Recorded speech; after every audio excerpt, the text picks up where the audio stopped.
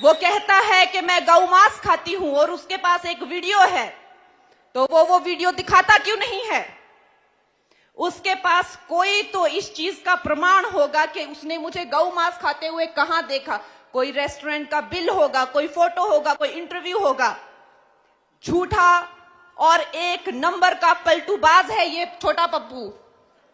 लेकिन आप इससे उम्मीद ही क्या कर सकते हैं जब इसका सीनियर बड़ा पप्पू कहता है कि हमें शक्ति का विनाश कर देना है। जो भी हिंदू धर्म की जो शक्ति है, देवी शक्ति जो है, उसका विनाश कर देंगे। तो जब बड़ा पप्पू ऐसे बातें करता है तो छोटे पप्पू से क्या उम्मीद की जा सकती है? छोटा पप्पू मुझे कहता है कि ये कलंकित है, ये अपवित्र है और इसको देवभूमि में आके पवित्र होना चाहिए। मैं उसको पूछना चाहती हूं कि उसे क्यों लगता है कि मैं अपवित्र हूं? क्योंकि मैंने अपने बाप के नाम के बिना, अपनी मां के नाम के बिना, अपने आप खुद अपना नाम मुंबई नगरी में बनाया, इसलिए उसको लगता है मैं अपवित्र हूं। उसको क्यों लगता है मैं अपवित्र हूं? क्योंकि मैं पॉलिटिक्स में आना चाहती हूं। उसकी क्यों जलती है कि मैं पॉलिटिक्स में आना चाहती हूं? मैं अपनी महिला बहनों को पूछना चाहती हूं कि ये जो पुरुष प्रधान समाज है, आज तक हमने इनको वोट दिए हैं, आज तक हमने सब सपोर्ट किया है, लेकिन आप अपनी आंखें बंद कीजिए और अपने आप से पूछिए, जब आप सोचते हैं कि सेंटर में कितनी महिलाएं हैं, मिनिस्टर कितनी महिलाएं आपके सामने आती हैं? 2-3। आप जब राज्य में सोचते हैं कितनी महिलाएं मंत्री या मुख्यमंत्री हैं, कितनी महिलाएं आपके आंखों के सामने आती हैं? 2-3। यही क्या हमारी बेटियों का भविष्य है? आज जब मैं पॉलिटिक्स में, ये पुरुष प्रधान समाज में, अगर आपके मनाली की बेटी, अगर आपके मंडी की बेटी अपना छोटा अस्तित्व ढूंढ रही है, अपनी छोटी सी जगह ढूंढ रही है, तो उसमें भी उन लोगों को मिर्ची लगती है। तो ये चाहते क्या है कि हमारी बेटियां पॉलिटिक्स में आए ही नहीं? क्या ये पॉलिटिक्स जो है सिर्फ और सिर्फ पुरुषों के लिए ही रह जाए? एक तरफ ये पुरुष हैं और एक तरफ हमारे मोदी जी हैं, जिन्होंने महिलाओं को 33% आरक्षण दिया पॉलिटिक्स के लिए।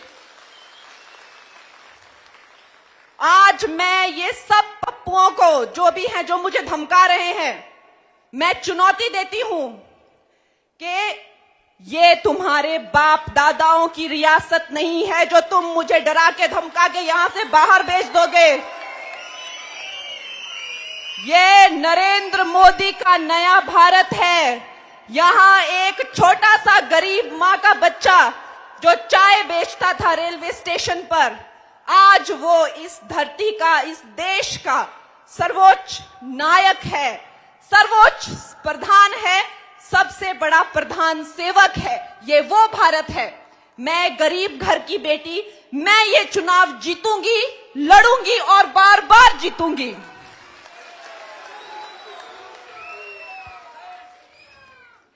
ऐसे राजा बेटा मुझे बहुत मिले हैं, यहीं नहीं मिले, हर जगह मिले हैं। फिल्म इंडस्ट्री में भी इन राजा बेटाओं को मुझसे बड़ी प्रॉब्लम थी। वहां पे महिलाओं का शोषण करने का प्रचलन था, लड़कियों को इस्तेमाल किया जाता था, चुप करा के भगा दिया जाता था। इसके खिलाफ जब मैंने आवाज उठाई तो यही वंशवादी, यही परिवारवादी कुछ पप्पू जो शराब और ड्रग्स के नशे में धुत रहते हैं, इन्होंने मुझे डराया, मुझे धमकाया, यहां तक कि मुझे नोटिस भेजा और मुझे जेल में डालने की कोशिश की। लेकिन मेरा कुछ नहीं बिगाड़ सके। इन्होंने मुझे खत्म नहीं किया, मैंने अपनी फिल्मों से हीरो ही खत्म कर दिए।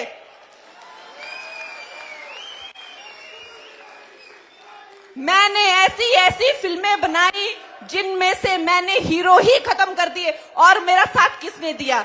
मेरा साथ इस भारत की जनता ने दिया, एक एक नागरिक ने दिया, और फिर भी मेरी फिल्मों को सफल बनाया। फिर एक और पप्पू मेरी जिंदगी में आए, उद्धव ठाकरे, जिन्होंने मुझे फिर डराया, फिर धमकाया, यहां तक कि उन्होंने मेरा घर तक तोड़ दिया। लेकिन आज वो भी ये तमाशा देख रहे हैं कि उनके जैसे उनकी जाति के कितने बिगड़े हुए बिगड़ैल मुझे डराने की कोशिश कर रहे हैं, लेकिन फिर भी मैं इस मंच पे हूं और फिर भी मेरे पास पूरा जनता का साथ है। तो मैं इस मनाली की धरती से, माता हडिम्बा की धरती से ये प्रण लेती हूं कि मैं यहां वापस आऊंगी और आप लोग जब मुझे विजयी बना के यहां वापस लाएंगे तो हम अपनी बेटियों के लिए और अपने समाज के लिए एक बहुत बड़ा उदाहरण बनाएंगे कि हमारी बेटियां हर क्षेत्र में लड़कों के साथ चलेंगी और बिल्कुल पीछे नहीं रहेंगी। मेरे प्यारे दोस्तों, ये जो नया भारत है कितनी तेजी से विकास कर रहा है, कितनी तेजी से विकसित हो गया है और हम अभी भी वही फंसे हुए हैं कांग्रेस के झमेलों में। अब ये बात गई, ये बहुत पुरानी बात है, ये कांग्रेस की बात बहुत पुरानी बात है। इनके झांसे में बिल्कुल मत आइए। इन्होंने आपकी मासूमियत का और आपकी शराफत का फायदा ही उठाया है। कहां मिले आपको 1500 रुपए, कहां मिली आपको नौकरियां? इन लोगों के झांसे में मत, सारे देश ने इनसे मुंह फेर लिया है।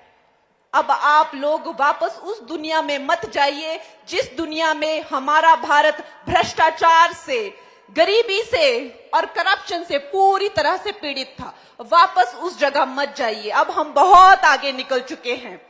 वो करप्शन की महामारी से हम बहुत आगे निकल चुके हैं। कहां तो हम 11वें नंबर पे थे, अब हम 5वें से तीसरे से पहले नंबर की बातें कर रहे हैं। ऐसी इकोनॉमी हम बन रहे हैं।